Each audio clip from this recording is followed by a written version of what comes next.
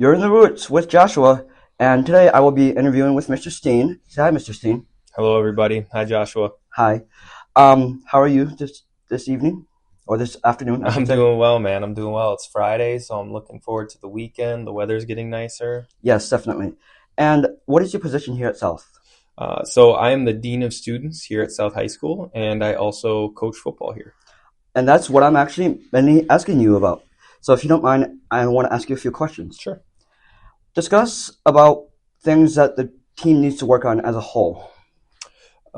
So as a whole, honestly, the biggest thing we've been trying to do is continue to push kind of a positive culture within our football program. And what that basically means is some of the core principles that make a football team, a successful football team, teamwork, camaraderie, but also the work ethic, and the dedication. So when we look at what we really need to strengthen and improve, it's our culture. It's getting that buy-in from kids. X's and O's. Every head coach has a different playbook, right? Has a different strategy. But Yeah. the thing that makes it successful are the people that are executing that strategy. So it's about getting our young men to dedicate themselves and buy in and become kind of a family, to work towards a common goal. So it's really focusing on that, I think, strengthening our culture. All right, nice. Um, how do the coaches need to make the players and yourselves have fun more? Like, because I know last year, Mr. Rank, who I interviewed last time, said it was just a lot of grind, grind, grind. What do you want to change this time to make it more enjoyable?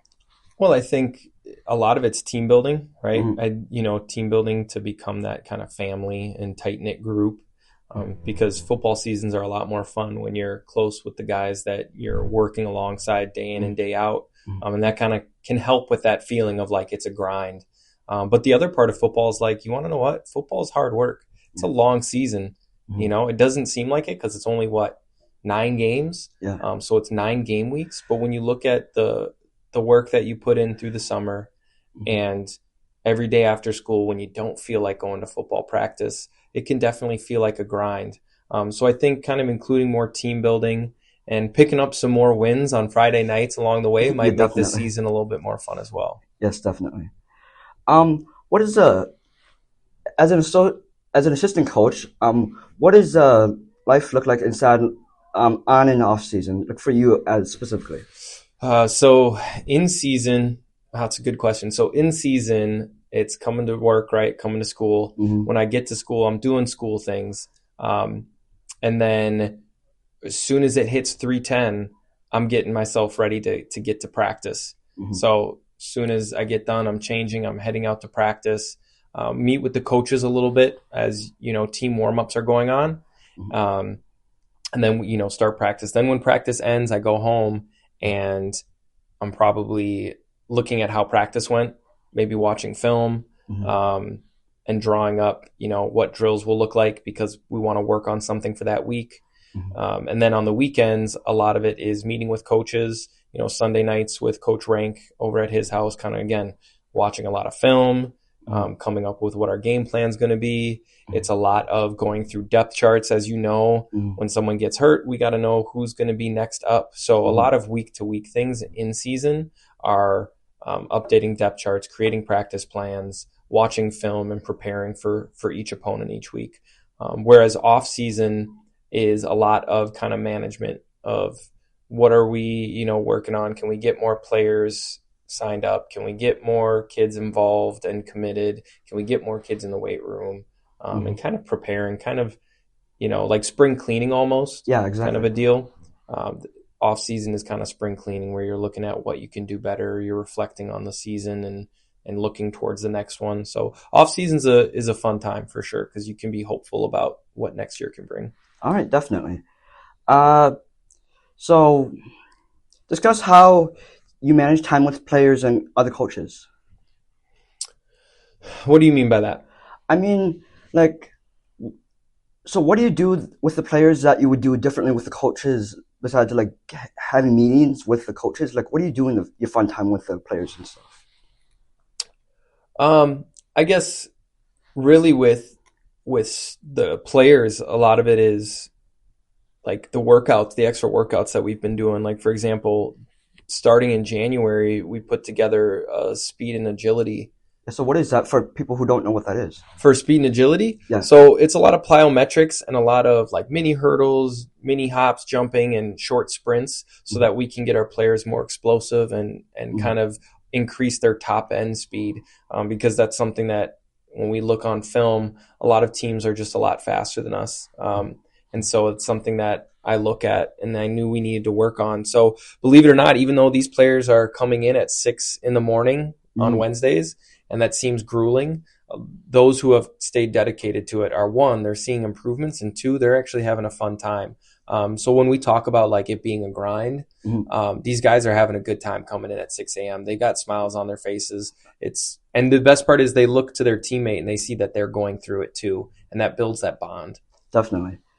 What are some expectations that you have for your players that would help the team improve their performance?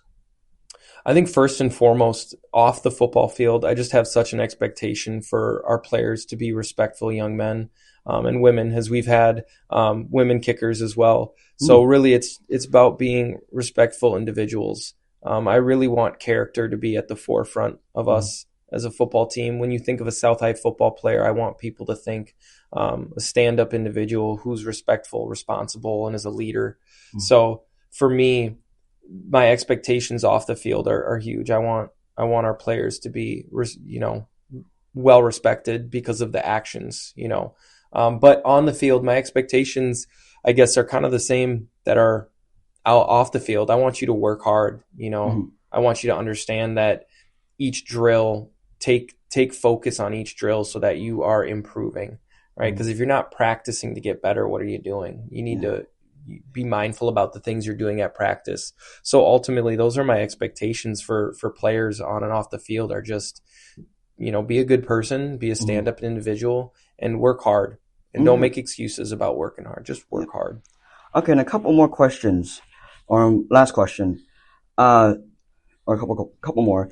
As a coach, what's your position as a coach? Like, besides an assistant, like who do you mainly practice with? So last year I practiced with defensive backs, so your corners and your safeties. I was helped out with wide receivers as well. So with Coach Landre, he was head coach for wide receivers, and I helped him out with that.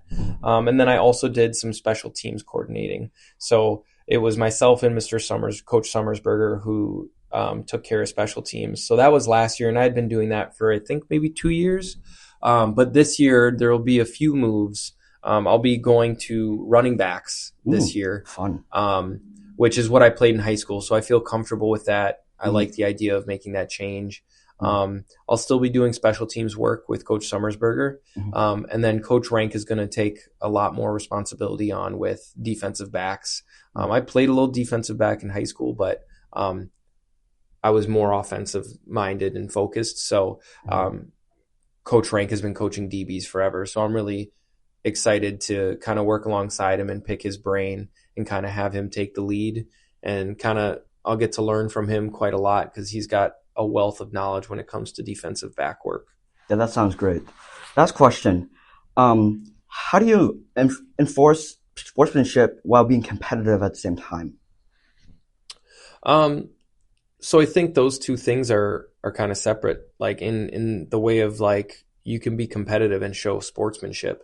And actually, in learning about sociology in sports, it actually shows that people who show extreme sportsmanship actually have more competitive games, and the competitiveness is good-hearted, and it comes from a good place. So actually having sportsmanship increases your ability to be competitive.